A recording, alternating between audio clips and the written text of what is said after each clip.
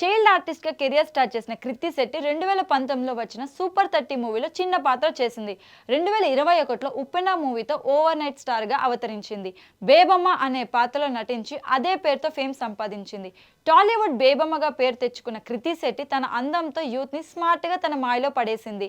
ఉప్పెన తర్వాత శ్యామ్ సింగ్ రాయ్, బంగారు రాజు చిత్రాలు చేసి వరుస హిట్స్ అందుకొని హ్యాట్రిక్ రారాణిగా వెలిగిపోయింది. ఆ తర్వాత బేబమ్మకి బ్యాడ్ డే స్టార్ట్ అయ్యాయి.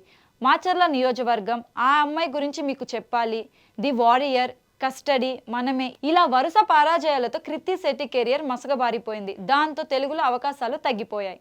తమిళంలో మాత్రం కృతి శెట్టి ఫుల్ బిజీ ఉంది. 3 కోలీవుడ్ చిత్రాలు కృతి చేతిలో ఉన్నాయి. కార్తీతో ఓ మూవీ నటిస్తోంది. అంతేకాదు లవ్ టుడే, డ్రాగన్ మూవీస్ యూత్లో ఫుల్ క్రేజ్ తెచ్చుకున్న ప్రదీప్ రంగనాథ్ జోడీ కడుతోంది ఈ బ్యూటీ. లవ్ యూనివర్స్ కంపెనీ అనే మూవీతో త్వరలోనే తమిళ ప్రేక్షకుల ముందుకు రాబోతుంది.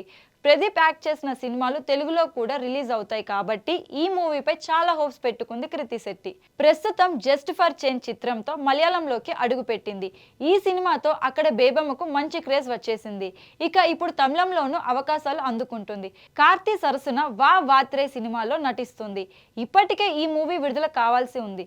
అనూహ్యంగా వాయిదా పడింది. అలాగే తమిళంలో లవ్ యూనివర్స్ కంపెనీ చిత్రంలో నటిస్తుంది. ఈ మూవీ సెప్టెంబర్ 18న ఆడియన్స్ ముందుకు రానుంది. వీటితో పాటు జీని అనే తమిళ మూవీలో నటిస్తుంది. ఇవే కాకుండా బేబమ్మకు తమిళంతో పాటు మలయాళంలోనూ మరిన్ని ఆఫర్స్ వచ్చినట్లు తెలుస్తోంది. ప్రదీప్ రాజ్ సుకుమారన్ రూపొందిస్తున్న ఖలీఫా చిత్రంలో కనిపించబోతుంది బేబమ్మ. 2022లోనే ఈ మూవీ ప్రకటన వచ్చినప్పటికీ పృథ్వీరాజ్ వరుస సినిమాలతో బిజీగా ఉండటంతో సినిమా ఆలస్యమైంది. మొత్తానికి బేబమ్మ తమిళనాట మంచి ఆఫర్లే అందుకుంటుంది.